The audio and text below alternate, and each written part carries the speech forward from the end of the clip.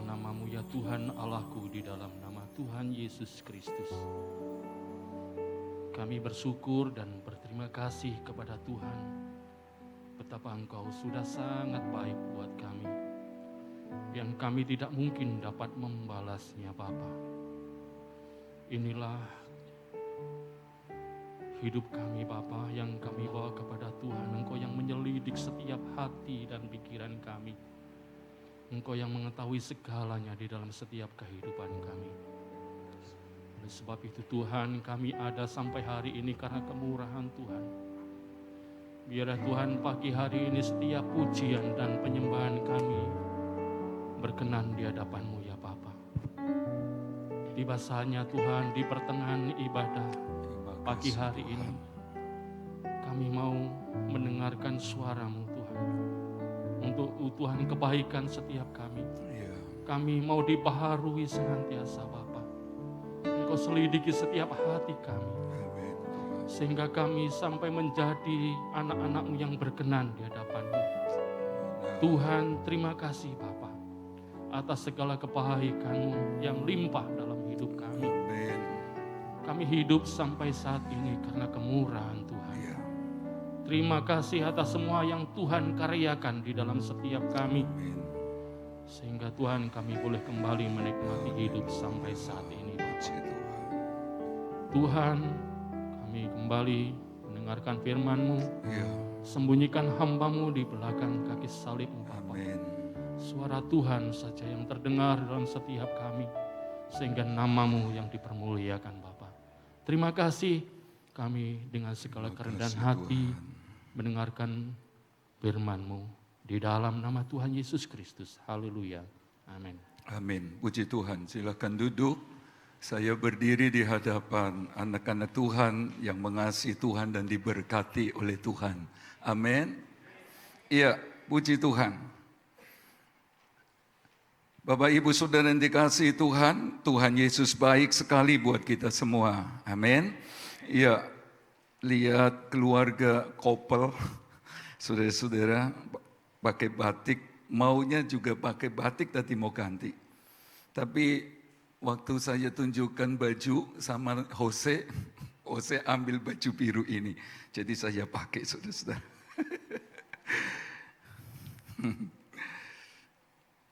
Ya, pagi ini saya memberi judul firman Tuhan, kenyang dengan perkenanan Tuhan. Baik, saya mengajak kita untuk membaca kitab Ulangan pasal 33 ayat yang ke-23.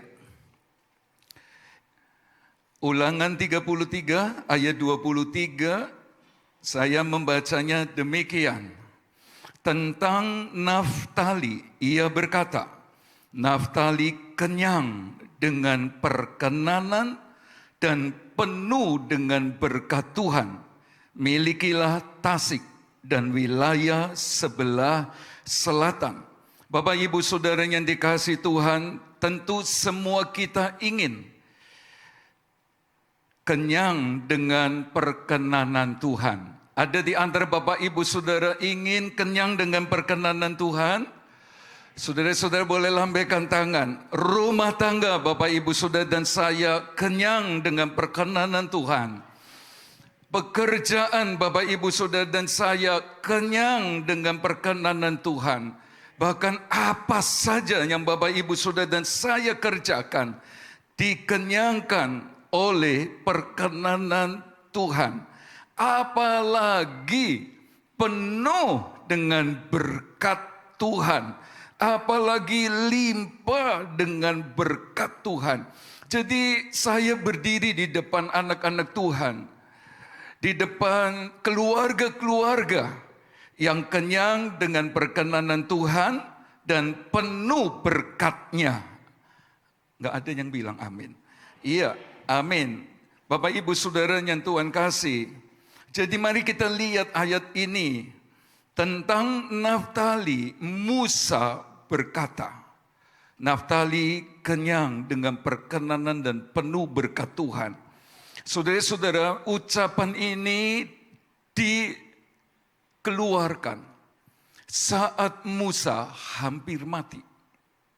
Saat Musa akan tinggalkan mereka. Saudara-saudara, di masa tuanya, Musa perkatakan berkat kepada suku-suku Israel. Dan saya melihat hal yang baik untuk dicontoh. Mari kita mau katakan berkat kepada keluarga masing-masing kita. Seperti Musa. Saudara-saudara, dia ucapkan berkat kepada suku-suku Israel. Itu pasal 33 ayat 1. Tetapi yang lebih membuat hati saya terkesan dengan pribadi pemimpin ini, saudara-saudara, Musa, hamba Tuhan itu.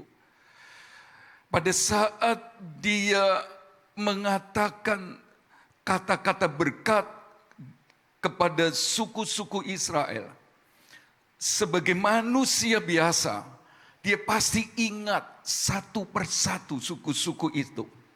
Saudara-saudara, dia ingat siapa Ruben. Dia pernah menaiki pertiduran papahnya. Artinya dia melakukan apa yang salah. Dia melakukan apa yang jahat. Dia melakukan apa yang tidak hormat kepada orang tua. Tetapi saudara-saudara, Musa lupakan itu. Dan dia berkata, kiranya Ruben jangan mati. Ruben jangan habis. Tapi tetap hidup walau sedikit. Sudah lihat pemimpin ini, saudara-saudara, perkatakan berkat. Tetapi yang pagi ini kita belajar tentang Naftali. Saudara-saudara, Naftali atau orang-orang Naftali tidak lebih baik dari Ruben. Dia sama dengan suku Dan, bahkan Yehuda. Saudara-saudara, dia sama dengan suku Simeon yang pernah teriak-teriak kepada Musa, minta daging, minta daging. Saudara-saudara, di antara mereka ada yang mulai lempari pemimpin itu. Di antara mereka termasuk orang-orang Naftali, keluarkan kata-kata pedas, kata-kata jahat, kata-kata fitnah. Saudara-saudara, saya percaya Musa ingat betul termasuk Naftali yang pernah bikin pemimpin ini stres, yang pernah bikin pemimpin ini depresi, yang pernah bikin pemimpin ini berkata, Tuhan lebih baik aku mati daripada mereka teriak-teriak dan kami tidak bisa beri mereka makan daging. Saya percaya saudara-saudara, pemimpin ini pernah dibuat marah sehingga dia salah melakukan sesuatu perintah Tuhan dan akibatnya pemimpin ini sendiri tidak bisa masuk ke Kanaan. Saudara-saudara, saya percaya Musa ini ingat. Tapi dia masih berkata, Naftali kenyang dengan perkenanan Tuhan dan penuh berkat Tuhan. Amin. Dan kalau pagi ini saya sampaikan firman ini bukan berarti Bapak Ibu Saudara seperti suku Naftali dan suku-suku Israel lainnya yang bikin marah gembala, yang bikin sewot gembala, yang bikin depresi gembala. Saudara-saudara, bukan, nggak ada. Kalau ada anak-anak Tuhan dari luar kota, saya pesan, jangan bikin gembala saudara depresi. Jangan bikin gembala saudara susah sebab tidak memberi keuntungan, kata Ibrani, sebab dia akan malas berdoa. Padahal kita perlu penjaga nyawa kita.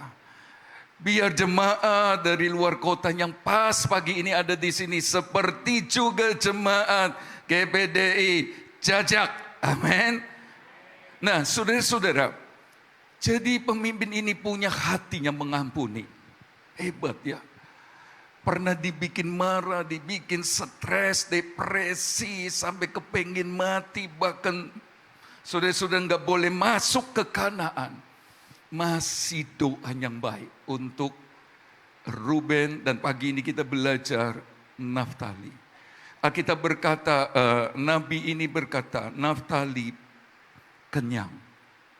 Naftali puas. Naftali melimpah dengan perkenanan Tuhan. Tadi siapa yang berkata, saya ingin, keluarga saya mau, pekerjaan kami ingin kenyang dengan perkenanan Tuhan. Coba saya melihat angkat tangan Bapak Ibu Saudara. Benar? Benar? Ayo kita lihat. Saudara-saudara, kenyang, limpah dengan perkenanan Tuhan itu artinya apa saja tentang Naftali Tuhan senang. Apa saja tentang Naftali Tuhan senang. Jadi saudara-saudara, lihat rumah tangga dari Naftali, Tuhan senang. Kalau boleh berkata aku senang, itu artinya dia kenyang dengan perkenanan Tuhan. Lihat pekerjaan Naftali atau orang-orang Naftali, Tuhan senang dan dia bilang aku senang dengan pekerjaan orang-orang Naftali. Yang benar, yang jujur, yang gak main hantam orang, yang gak rugikan orang. Saudara-saudara, apa saja tentang Naftali Tuhan senang, itu artinya kenyang dengan perkenanan Tuhan. Masih berani berkata amin? Awas lo ya, awas ngancam. Harus lo ya. Rumah tangga kita Tuhan bilang aku senang. Saudara-saudara, pekerjaan, pelayanan kita, Tuhan ngomong aku senang, itu namanya kenyang dengan limpah, dengan puas, dengan perkenanan Tuhan. Saudara-saudara, sepertinya Naftali mau berkata, aku puas loh, aku senang kalau Tuhan senang dengan aku. Saudara-saudara, dia memandang perkenanan Tuhan, dia memandang Tuhan senang dengan apa saja dengan Naftali itu sebagai kepuasannya. Bukan sekedar waktu diberkati dia puas, dia senang, dia bersuka cita, bukan.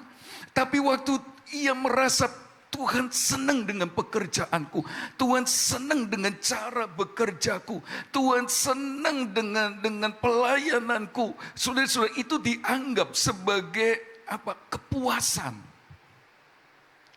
Bukan cuma waktu ditolong dia puas, dia senang, bukan. Tapi setiap kali dia ngerti Tuhan senang dengan apa saja tentang kita. Saudara-saudara, itu artinya kenyang dengan perkenanan Tuhan. Saudara-saudara, mari kita mulai dengan prinsip hidupnya. Prinsip hidup dari Naftali yang menyukakan hati Tuhan. Dan dia puas, Tuhan senang dengan prinsip hidupnya. Mari kita mulai belajar sekarang satu persatu bagaimana dengan prinsip kita. Apakah Tuhan senang juga? Prinsipnya apa? Arti nama Naftali itu adalah pergumulan, pergulatan. Jadi saudara-saudara, lihatlah walaupun dalam pergumulan, walaupun dalam pergulatan, saudara-saudara, Tuhan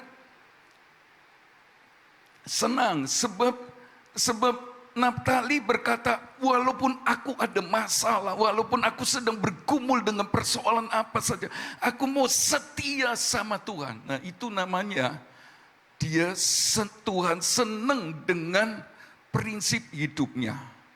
Kalau baca Kejadian 30 ayat 8, maka saya mengartikan kata Naftali itu harus menang dalam pergumulanku. Sebab waktu Bilha melahirkan anak yang namanya Naftali, dia berkata, Tuhan lihat pergumulanku terhadap kakakku dan aku menang. Jadi saudara-saudara, prinsipnya adalah saya harus menang walaupun ada persoalan. Saya harus menang beribadah walau hujan seperti pagi ini. Jemaat GBD Jajak, amin. Nah, itu namanya Tuhan senang dengan prinsip dari Naftali. Saudara-saudara, dan Naftali puas, Tuhan senang dengan prinsipku. Sekalipun Tuhan izinkan pencobaan, saya bergumul dengan sakit, saya bergumul dengan keadaan ekonomi yang sedang tak menentu ini, tapi saya mau tetap setia. Sekali Yesus, tetap Yesus. Amin. Itu namanya kenyang dengan perkenanan Tuhan. Bukan cuma itu, saudara-saudara, dia menang terhadap keinginan daging yang mengganggu dia supaya tidur aja, nggak usah ibadah hujan, tarik selimut. Oh enggak. Prinsip hidupnya membuat Tuhan senang. Saudara-saudara, dosa iblis coba ganggu Naftali, saudara-saudara, seperti hidup lamanya dulu. Tapi Naftali berkata tidak, dia bergumul dengan keinginan dagingnya, dengan dosanya. Enggak, itu hidup lama, tidak boleh dipakai lagi. Apalagi saya sudah melayani Tuhan. Ini prinsip hidup yang membuat Naftali berkata, aku puas, Tuhan berkenan dengan prinsipku.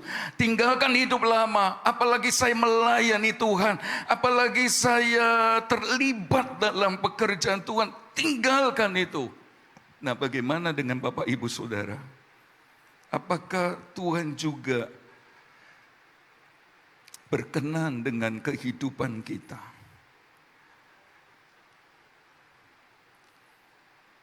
Kiranya kita kenyang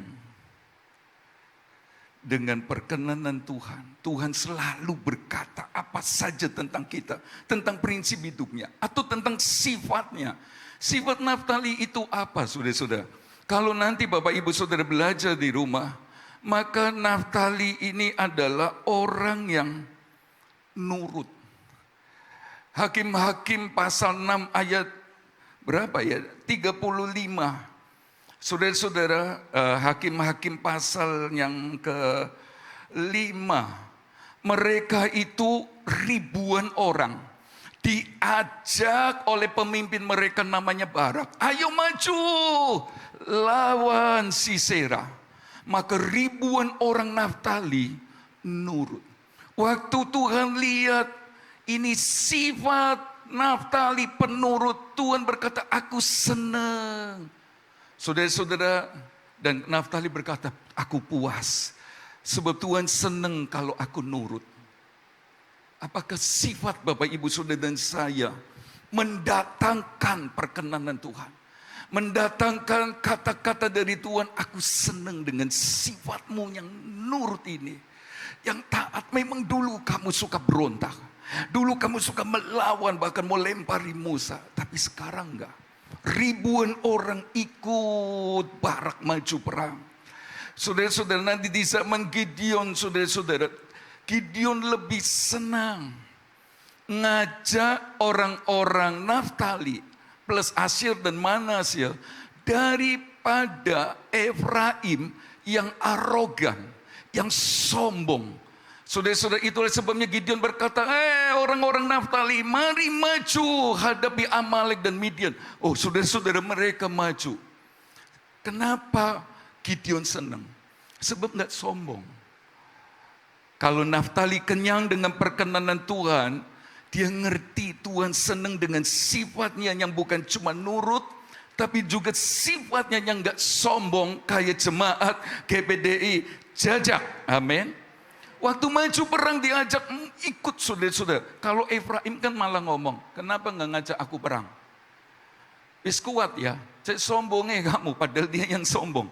Tapi orang-orang Naftali enggak. Bahkan cuma diajak untuk apa? Untuk mengejar, ini musuh wis kalah. Harus diajak sama Gideon, ayo kejar. Ya nurut, nggak sombong, dia nggak ngomong. Kari enak, kamu yang dapat nama, aku enggak dapat. Enggak.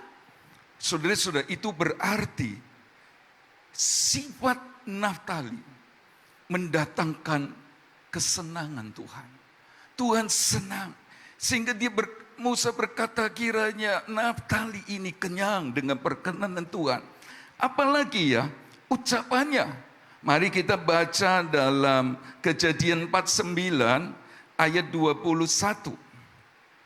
Kejadian 49 ayat 21 berkata begini. Naftali adalah seperti rusa betina yang terlepas. Ia akan melahirkan anak-anak indah. Sudah lihat, bukan waktu seneng tok lo. Naftali ini nggak sombong, tetap nurut firman Tuhan. Sudah prinsipnya kuat, sekalipun dalam pergumulan saya mau tetap setia, saya mau tetap rajin, saya mau tetap sungguh-sungguh, saya mau tetap cinta Tuhan, saya mau takut Tuhan. Bukan itu tok yang kita baca, saudara-saudara. Naftali seperti seekor rusa betina. Kalau Bapak Ibu Saudara baca kata-kata berkat Musa kepada Yehuda, Yehuda seperti anak singa. Saudara-saudara, seram sekali, kuat sekali. Atau kata-kata berkat Musa untuk Isakar, itulah keledai yang kuat tulangnya. Atau seperti dan ular beludak yang berbisa dan mematikan. Binatang-binatang yang dipakai, saudara-saudara, menggambarkan bagaimana suku-suku ini akan jadi kuat dan lain sebagainya. Atau seperti Binyamin. Musa berkata Binyamin seperti serigala yang menerkam mangsanya.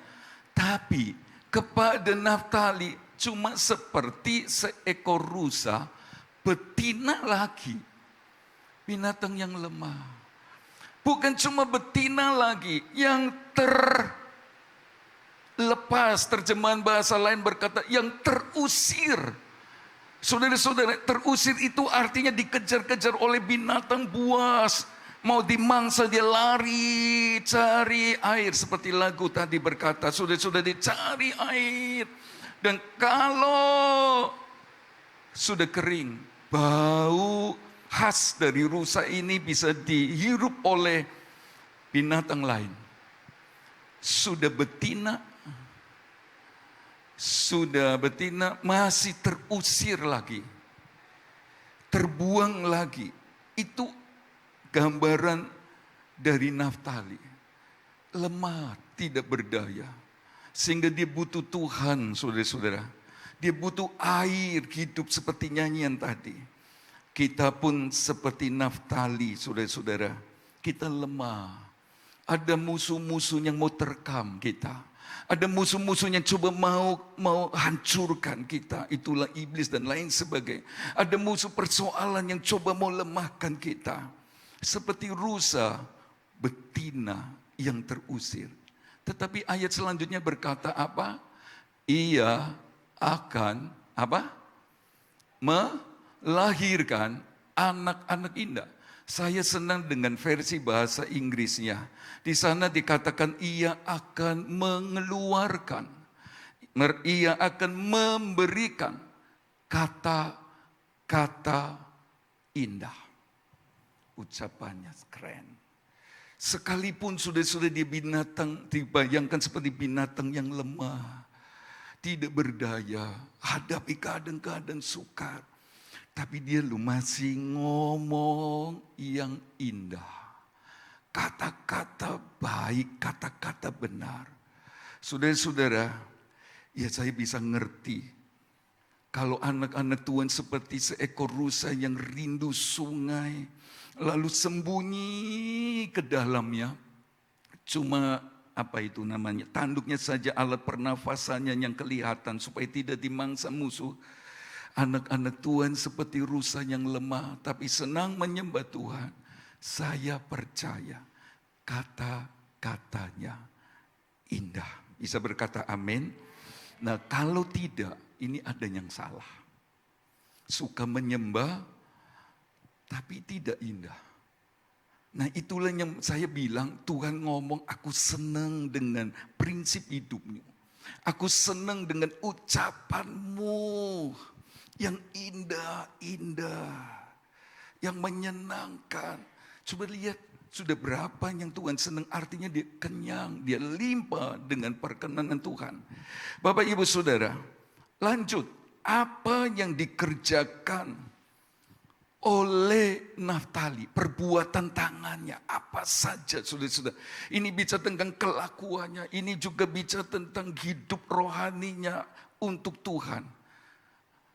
Musa berkata, ke depan orang-orang Naftali ini yang lemah kayak rusa betina, yang penuh masalah, bergulat terus walaupun akhirnya tetap menang. Perbuatannya, apa yang dikerjakan oleh Naftali, itu sesuatu yang menyenangkan Tuhan. Dalam 1 Raja-Raja 7 ayat 13 bahkan sampai ayat 47 nanti Bapak Ibu Saudara bisa dibaca di rumah. Saudara-saudara, ada orang dari suku ini namanya Hiram. Saudara-saudara, dia luar biasa. Sampai-sampai Raja Salomo waktu bangun bait suci, saudara-saudara, panggil orang ini sebab rumahnya di Tirus. Coba lihat anak-anak, kalau kalian belajar sungguh-sungguh, kalau kalian terkenal punya kondite yang baik, sifat yang baik, saudara sungguh-sungguh anak-anak pateng, takut Tuhan, cinta Tuhan, masih di Tirus, masih di tempat jauh, kalian akan dipanggil dan dipakai, diberkati oleh Tuhan. Amin. Nah, saudara-saudara lihat, ini orang dari suku Naftali namanya Hiram. Sudah dipakai oleh Salomo, raja lu. Karena itu Amsal kan berkata orang yang cakap dengan pekerjaannya akan berdiri depan pembesar-pembesar. Ya ini benar. Dari Naftali loh. Yang bergumul terus walaupun akhir menang. Yang kelihatannya lemah bagi dunia. Dan saudara-saudara, apa yang dikerjakan oleh Naftali ini, khususnya Hiram dari suku Naftali, dia bikin alat-alat dari tembaga di bait suci. Dia ini sama dengan Besaliel dari suku Yehuda di zaman Musa. Saudara-saudara, waktu bikin kemah sembahyang, Besaliel dipenuhi dengan pengetahuan, kepandaian, pengertian untuk bikin alat-alat. Orang lain gak bisa. Cuma Besaliel bahkan dibantu oleh Aholiab. Itu di zaman dulu. Tapi di zaman ini, saudara-saudara, ada seorang namanya Hiram. Dan itu dari suku Naftali. Saudara-saudara, Salomo puas dengan kerjaan dari Hiram ini. Saudara-saudara, dia melakukan yang terbaik untuk rumah Tuhan. Kalau dia digambarkan sebagai anak Tuhan, dia melayani, dia bekerja untuk Tuhan dengan sepenuh hati, dengan luar biasa. Dia cuma punya prinsip yang terbaik untuk Tuhan. Lalu Tuhan bilang, Naftali, aku senang dengan pekerjaan tanganmu. Pekerjaan sekuler, tapi lebih dari itu pekerjaan untuk melengkapi bait suci. Aku puas. Nah, itu artinya Naftali kenyang dengan perkenanan Tuhan. Saya mengajak Bapak Ibu Saudara supaya Tuhan supaya kita kenyang dengan perkenanan Tuhan. Punya pekerjaan, Tuhan berkenan. Punya rumah tangga, Tuhan berkenan. Saudara-saudara, di sekolah, Tuhan ngomong aku senang. Apalagi ini murid-murid Greta, ini SD, SMP. Aduh, aku senang. Biarlah tentang jemaat GPD Jajak. Tentang kita.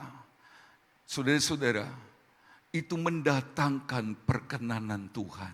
Bisa berkata amin. Di tempat kerja, saudara-saudara, bos rasan-rasan ini anak. Satu ini luar biasa. Saudara-saudara, bos yang tidak kenal Tuhan, memuliakan Tuhan. Lalu Tuhan akan berkata, aku senang dengan anak Tuhan ini. Sebab dia bekerja dan membuat orang lain yang tidak kenal aku, memuliakan aku. Itu namanya kenyang dengan perkenanan Tuhan. Apakah Bapak, Ibu, Saudara dan saya seperti Naftali ini? Ini PR, saudara-saudara. Ayo, biar kita kenyang dengan perkenanan Tuhan. Apa saja tentang kita. Apa saja di segala bidang. Roh Kudus tolong kita. Tuhan selalu bilang, aku senang. Aku senang dua. Aku senang. Aku senang. Aku senang. Itu artinya limpah dengan perkenanan Tuhan. Bisa berkata amin? Tambah akeh berarti jemaat ini sungguh-sungguh. Baik, lanjut saudara-saudara dalam Ulangan 33 ayat 23. Setelah berkata Naftali, kenyang dengan perkenanan Tuhan, ayat selanjutnya berkata, dan penuh dengan berkat Tuhan. Katakan amin. Saudara lihat, kalau Tuhan berkenan, kalau Tuhan senang, pastilah ada ayat berikutnya. Penuh berkat Tuhan. Artinya Tuhan itu jadi ada saja buat kita. Dia lakukan apa saja. Dia menolong, dia menghibur, dia buka jalan. Saudara-saudara, dia jawaban. Oh, dia A sampai Z. Saudara-saudara, apa saja ada. Itulah sebabnya mari jangan kejar penuh berkatnya. Sudah nggak usah teriak-teriak dalam artian Tuhan tolong saya. Nggak usah, kesel jadi stres. Lebih baik Bapak Ibu Saudara minta Roh Kudus pimpin saya. Supaya tentang saya Tuhan berkenan. Supaya kami kenyang dengan perkenanan Tuhan. Kalau sudah berkenan, kenyang dengan perkenanan Tuhan, Tuhan ada saja. Memberkati jemaat GPD Jajak dan saya. Amin.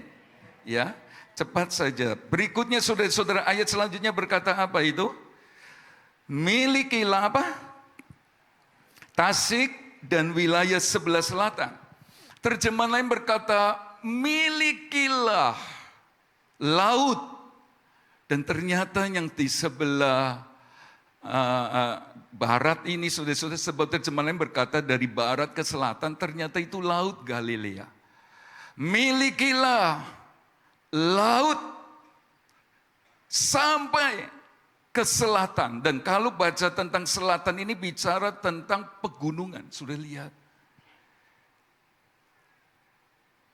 Ada tambahannya. Bukan cuma penuh berkat Tuhan. Tuhan ada saja, tapi Tuhan tambahkan lagi. Dia bilang milikilah. Saudara mau ditambahkan oleh Tuhan? Bisa berkata lebih keras aminnya. Sebab kalau nggak mau ditambahkan, berarti dikurangi. Mau dikurangi, jangan amin. Nanti ada yang pas tidur, amin. Wih, salah nanti. Saudara-saudara, jangan juga diambil. Sebab kalau dikurangi bisa loh. Beliasar ditimbang terlalu ringan sehingga dikurangi. Diambil, bahkan dipindahkan. Jangan. Harusnya untuk Ruben dipindahkan kepada anak-anak Yusuf. Allah bisa ngurangi. Tapi coba kalau Bapak Ibu Saudara dan saya minta tolong Tuhan. Tuhan, saya mau tentang saya.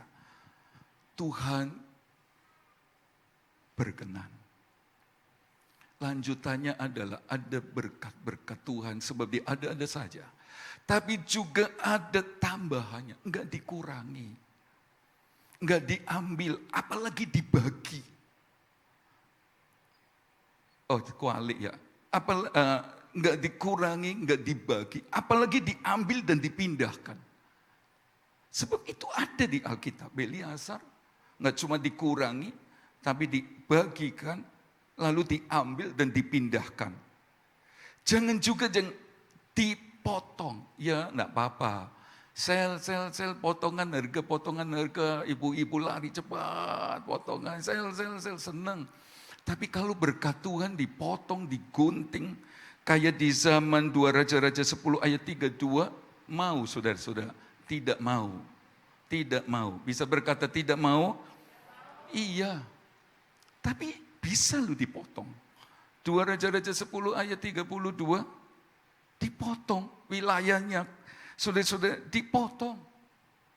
Kita mau ditambahkan. Karena itu mari Roh Kudus tolong kita dan kita mau supaya kita kenyang dengan perkenanan Tuhan. Saudara lihat, milikilah. Kata milikilah bahasa lain berkata raihlah. Rampaslah. Jadi untuk mereka menduduki tanah Kanaan, mereka bukan cuma terima toh. Wis dibagi memang, tapi ada kerja. Nggak boleh males, kata Ibu Gembala di ibadah wanita. Selalu ingat, karena itu kan betapa penting pemain musik dengar khotbah, walaupun pemainnya pria, ibadahnya wanita. Sebab nggak iso nyambung. Coba kalau dengar semua khotbah, pemain musik ngerti dan diberkati. Beda, rohnya mengalirnya dahsyat. Saya ingat itu.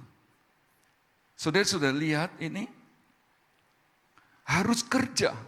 Tapi Tuhan bilang, milikilah. Jadi tempat tinggalmu, artinya aku sertamu.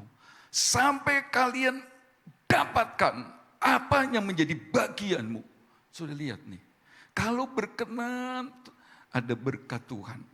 Ada saja. Masih ditambah, nggak dipotong, nggak digunting, nggak dikurangi, nggak dibagi, nggak diberikan ke orang lain. Tapi juga lihat ada penyertaan Tuhan. Saya merasa bahwa hidup ini lebih indah dan menyenangkan saat Tuhan beserta Bapak, Ibu, Saudara, dan saya. Amin. Berkenan sama Tuhan. Berkenan. Ada ayat berkata, carilah yang baik, jangan yang jahat. Supaya Tuhan beserta kita seperti yang kita katakan. Jadi kalau kita jahat, masih kita ngomong Tuhan beserta, nggak beserta loh. Itulah sebabnya mari kita berkenan kepada Tuhan. Dia akan serta kita. Tambahannya cek. Sekarang wilayah mana yang diserahkan? Laut. Kalau bicara laut, ya bicara tentang kekayaan di dalamnya. Saudara-saudara, bisa jadi ikan yang tak terbilang banyaknya. Nggak pernah habis. Tapi juga ada kekayaan-kekayaan laut lainnya, saudara-saudara. Ada. Yang nggak kelihatan, bisa juga tambang minyak. Tapi juga bisa tentang jadi pelabuhan, dermaga, ada masukan dan lain sebagainya, ada air. Lalu dikatakan sampai ke pegunungan sebelah selatan. Jadi tambahannya banyak. Sekarang kita baca Yosua 19 ayat 32. Apakah Musa ngomong ini benar atau enggak? Ayo, Yosua 19 ayat 32. Kota-kota yang berkubu ialah Sidim, Ser, Hamat, Rakat, Kineret. Adama, Rama, Azor, Kades, Edrei, En Hazor. 38. Yiron, Migdal, El, Horem, Bet Adnat, Bet Semes. 19 kota dengan desa-desanya. Saudara-saudara, ini bagian untuk Naftali. Kota-kota berkubu. Dan kalau saudara dan saya baca pasal 14 ayat 12 kitab Yosua, kota-kota berkubu itu ada di pegunungan. Jadi lihat, di laut dapat, di pegunungan benar-benar dapat. Saya cuma bilang, orang yang berkenan sama Tuhan, lihatlah saudara-saudara, hidupku menggenapi firman Tuhan yang positif. Amin. Apa yang Musa katakan dari laut Galilea, saudara-saudara, sampai pegunungan di selatan. 9. Lain-lain gak punya kota berkubu loh. Cuma kepada suku Naftali. Sepertinya Tuhan berkata tidak bisa tidak. Yang lain gak dapat kota berkubu di atas gunung. Tapi untuk Naftali yang kenyang dengan perkenanan Tuhan, ku berikan ini. Jadi apa yang Musa katakan dulu terjadi betul. Saya rindu hidup jemaat GPDI Jajak menggenapi firman Tuhan. Saya mau lihat hal yang paling luar biasa. Sudah tahu ya, tadi siapa Naftali? Seperti rusa yang lemah. Pergumulan tok. Bukan pergumulan ekonomi, toh pergumulan Tuhan saya enggak mau hidup lama. Saya harus menang terhadap dosa, keinginan dan bergumul terus. Itu keadaannya sepertinya enggak dipandang mata. Tapi mari kita lihat Matius 4 ayat 13. Yesus meninggalkan Nazaret dan diam di Kapernaum, di tepi danau, di daerah Zebulon dan Naftali. Supaya genaplah firman yang disampaikan oleh Nabi Yesaya. Tanah Zebulon dan tanah Naftali, jalan ke laut, daerah seberang sungai Yordan. Galilea, wilayah bangsa-bangsa lain. Bangsa yang diam dalam kegelapan dulu, Naftali itu, telah melihat terang yang besar, dan bagi mereka yang diam di negerinya dinaungi maut terhimpit, telah terbit terang. Sejak waktu itulah Yesus memberitakan, bertobatlah sebab kerajaan sorga sudah datang. Apa artinya? Kalau berkenan sama Tuhan, Yesus tampil, Yesus ada, nyata bagi Naftali, bagi jemaat GPDI Jajak. Amin. Kalau Yesus ada, beres. Hebat ini Tuhan. Janjinya hebat, saudara-saudara. Musa ngomong firman Tuhan, kata-kata berkat untuk Naftali terjadi di zaman Yosua. Sekarang Yesaya berkata, negeri yang dalam kegelapan dan terhimpit, itu namanya Naftali, direndahkan. Tapi kenyang dengan perkenan Tuhan. Yesus lu nongol, Yesus lu ada, Yesus nyata. Dan kiranya jemaat GPDI Jajak alami kenyataan kehadiran dari Yesus. Mari kita mau berkenan sama Tuhan. Mari kita mau kenyang dengan perkenanan Tuhan. Amin. Saya mengakhiri dengan perbedaan dengan jemaat di Sardis. Mari kita baca Wahyu 3 ayat 1. Kalau ayat ini diulang dengan kebenaran yang berbeda, itu berarti saya merenungkan betapa firman ini mengherankan. Wahyu 3 ayat 1, dan tuliskanlah kepada malaikat jemaat di Sardis. Inilah firman Dia yang memiliki ketujuh roh Allah, tahu segalanya, lihat segalanya, tidak ada yang tersembunyi. Maksudnya, dan ketujuh bintang itu, jadi bintang itu gembala, Tuhan yang punya gembala lo ya, di tangan kanannya, kata Wahyu 1. Lalu dia bilang, aku tahu segala pekerjaanmu. Tahu. Engkau dikatakan hidup padahal engkau mati.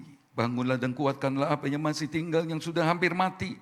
Sebab tidak satu pun dari pekerjaanmu aku dapati sempurna di hadapan Allahku. Karena itu ingatlah bagaimana engkau telah menerima dan mendengarnya.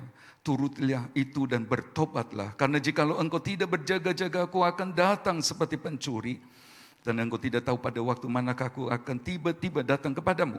Tetapi di Sardis ada beberapa orang yang tidak mencemarkan pakaiannya. Mereka akan berjalan dengan aku dalam pakaian putih karena mereka adalah layak untuk itu. Jemaat di Sardis punya gembala, ditegur. Ditegur saudara-saudara. Tidak ada kata penghiburan sama sekali kepada gembala yang menggembalakan jemaat itu. Gak ada. Gak ada. Yang lain kan aku tahu perbuatanmu, kasihmu dan lain. Tapi tidak ada pujian. Ditegur iya. Saya tidak tahu. Ini gembala yang menggembalakan jemaat Sardis. Waktu ditegur di hadapan Tuhan yang dibayangkan seperti roh Allah. Saudara-saudara, dengan ketujuh roh Allah. Dia cuma tunduk, saudara-saudara. Nggak bisa ngomong, ya saya salah. Malu. Sebab ditegur. Kenapa saudara-saudara? Sebab lihat, aku tahu segala pekerjaanmu. Aku ngerti sih mau kerja. No apa wis, nggak ada tersembunyi. Engkau dikatakan hidup, padahal engkau mati. Jemaat ini jemaat yang membingungkan. Saya pesan kepada jemaat GPDI Jajak. Dan kalaupun ada jemaat dari tempat lain, dari Surabaya, dari Jakarta, atau dari mana-mana tempat, sedang ada tempat. Saudara tetap seperti keadaan seperti ini. Bukan jemaat yang bikin bingung. Membingungkan. Hidup tapi mati. Sing bener mana? Kira-kira begitu. Lalu pertanyaannya, siapa sih ngomong kalau jemaat ini hidup? Bisa jadi orang lain. Orang lain. Tetangga jemaat ini, gereja di Semirna kah? Tapi sudah jemaat orang lain, jemaat ini berkata, ini jemaat hidup Sardis, jemaat hebat, jemaat luar biasa, rajin, melayani, beribadah, doa puasa, korban, kembalikan milik Tuhan, macam-macam. Orang di luar sana saudara-saudara, hidup. Tapi Tuhan bilang, kamu mati. Mengerti gak Bapak Ibu Saudara kalimat ini? Tuhan mau bilang, kamu cuma kejar perkenanan manusia. Tapi tidak ada perkenanan Allah. Beda sama Naftali. Saudara-saudara mereka cuma besarkan nama di hadapan orang supaya diterima. Ada penerimaan, ada pengakuan, saudara-saudara, ada perkenanan. Tapi Tuhan bilang, kamu mati. Kita mesti, sudah bersyukur. Tuhan berikan alat-alat musik. Tuhan berikan anak-anak Tuhan yang WL singer. Saudara-saudara pelayan-pelayan yang Tuhan pakai dan berkat. Dan kita bersyukur. Teruslah menyenangkan Tuhan. Jangan seperti jemaat Sardis. Kelihatannya melayani, saudara-saudara. Gereja samping sana, toko sebelah gereja sebelah sana bilang, hebat, hidup, maju, semua. Tapi Tuhan bilang, mati. Ini kan berarti tidak kenyang, tidak puas dengan perkenanan Tuhan. Ayo kita mau selidik hati kita. Mungkin orang lain, atau kita nyadari, orang pasti ngomong aku iki jemaat hidup. Jemaat melayani, jemaat setia. Tapi apakah Tuhan bilang, kamu hidup? Atau sebaliknya ternyata mati. Hari Jumat kita dengar firman Tuhan, saudara-saudara. Tentang, ini gereja yang disampaikan sama khotbah kemarin. Ramai, hebat, lengkap. Tapi Tuhan gak hadir. Tuhan gak hadir.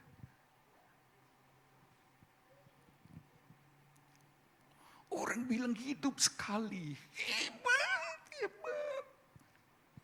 Itulah sebabnya saya pesan, terima kasih untuk semua peralatan yang Tuhan beri. Untuk orang-orang jemaat dipakai Tuhan, teruslah hidup dalam perkenan Tuhan. Jangan seperti jemaat di Sardis, sudah ngomong hidup. Tapi Tuhan berkata, mati. Sekarang pertanyaannya, kok Tuhan ngomong mati ya? Kok Tuhan ngomong mati? Ya karena dia maha tahu satu. Tapi yang kedua, pasti ada sesuatu yang gak bisa dibantah. Lagi selain Tuhan maha tahu terhadap apa yang sebenarnya terjadi di gereja sana. Yang jelas adalah bau atau aroma tidak sedap, dihirup oleh Tuhan. Jemaat Sardis bau busuk. Dari mana? Sebab saudara-saudara, ayat di pasal 3 ayat 4, tetapi di Sardis ada beberapa orang saja yang tidak mencemarkan pakaian. Jadi mereka hidup di dalam dosa. Kelihatannya hidup, melayani, ibadah, nurut, kitoe. Itu jemaat Sardis loh ya. Tapi Tuhan berkata, ada kematian, bau busuk, hidup di dalam dosa. Tuhan gak berkenan. Orang gak tahu. Jemaat tertipu, jemaat Sardis, sudah. Bahkan gembalanya kaget. Aku pikir sudah menggembalakan dengan sungguh-sungguh. Tapi gak bisa bantah. Dia bertanggung jawab. Aduh Tuhan. Dia malu setengah mati. Saya berharap jemaat GBD Jajak bantu gembala. Bapak ibu saudara yang datang dari luar kota berjemaat di kota-kota itu. Bantu gembala bapak ibu saudara di kota itu. Jangan sampai pada harinya Tuhan tegur dan kami gembala-gembala gak bisa ngomong. bahkan tertunduk malu. Bisa berkata amin? Tidak ada perkenanan Tuhan. Mereka hidup dalam dosa.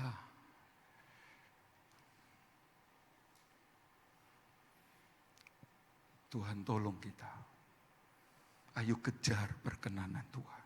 Supaya Tuhan ada masih plus, masih lihat penyertaannya. Wah, senang. Cepat dengan yang kedua.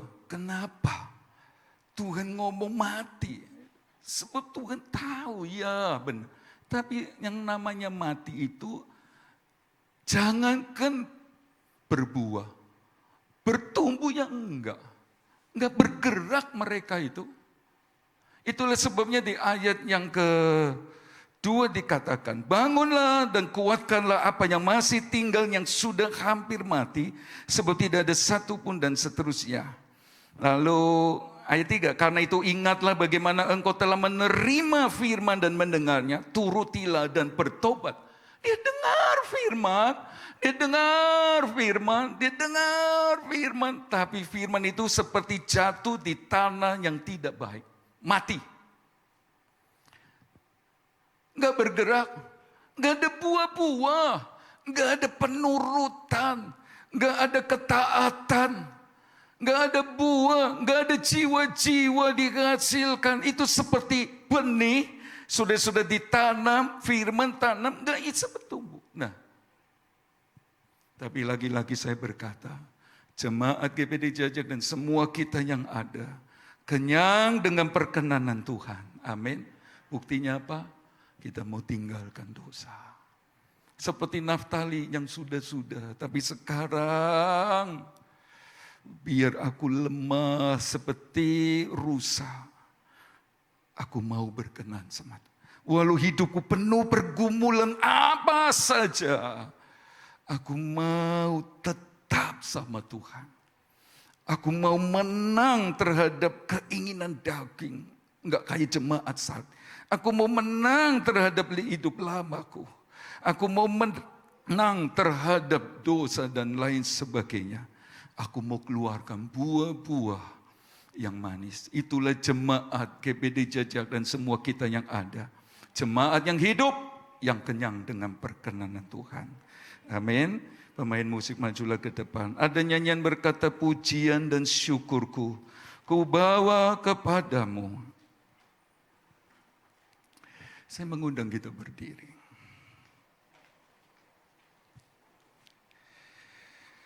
Kiranya Tuhan melihat kita benar-benar kenyang dengan perkenanan Tuhan.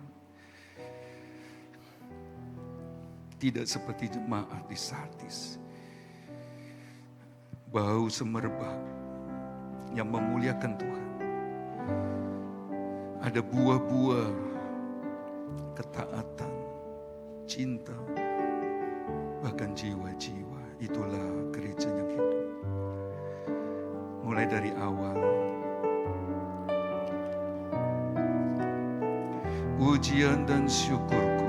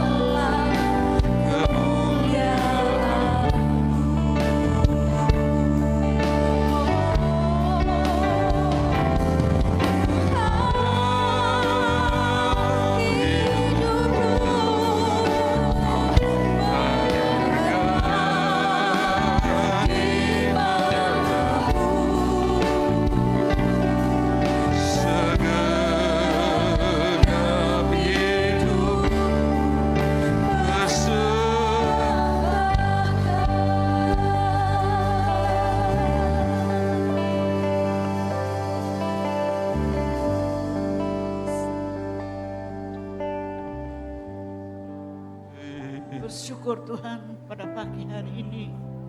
Kami bawa sidang jemaat Tuhan. Biarlah sidang jemaat menjadi penyembah-penyembah yang berkenan kepada Tuhan. Sehingga perkenanan-Mu penuh di dalam kehidupan kami. Tuhan. Hidup kami boleh menjadi berkat ya Tuhan. Hidup kami boleh memuliakan Engkau. Amin. Hidup kami boleh menjadi kesaksian. Nama Tuhan boleh dipermuliakan Tuhan. Benar. Biarlah Kau bawa kami sidang jemaat Tuhan. Hidup yang berkenan kepada Tuhan. Hidup yang menyenangkan hati Tuhan. Tuhan tolong. Hidup yang memuliakan Engkau ya Tuhan. Terima kasih Tuhan, biarlah firman dan Roh Kudus yang akan bekerja dalam kehidupan kami sidang jemaat Tuhan. Terima kasih. Melalui firman-Mu yang sudah kami dengar, Roh Kudus yang akan mengerjakan firman-Mu dalam setiap kehidupan kami semua, sehingga kami boleh melakukan apa yang Kau mau dalam hidup kami, berkenan menjadi kesukaan-Mu ya Tuhan, menjadi berkat nama Tuhan dipermuliakan. Terima kasih Tuhan, Engkau mau kuduskan kami, Engkau mau sucikan hidup kami, Amin, supaya nama Tuhan. Tuhan boleh dipermuliakan ya Tuhan. Kami berdoa buat sidang jemaat Tuhan, sudah hadir bersama-sama. Amin. Tuhan juga akan memberkati kami, apapun yang menjadi doa kami, kerinduan kami pada pagi hari ini. Tuhan, Engkau berkati keluarga demi keluarga, rumah tangga demi rumah tangga, bahkan dalam pekerjaan apapun, Engkau yang menolong kami, Engkau yang memberkati. Ya. Khususnya rohani kami diberkati ya Tuhan. Amin. Diberkati rohani kami bertumbuh. Amin. Iman kami kuat di dalam Engkau. Terima kasih Tuhan. Terima kasih. Firman-Mu meteraikan dalam setiap hati kami. Dan doa kami mohonnya di dalam nama Tuhan Yesus Yesus. Kristus kami berdoa. Haleluya. Amin.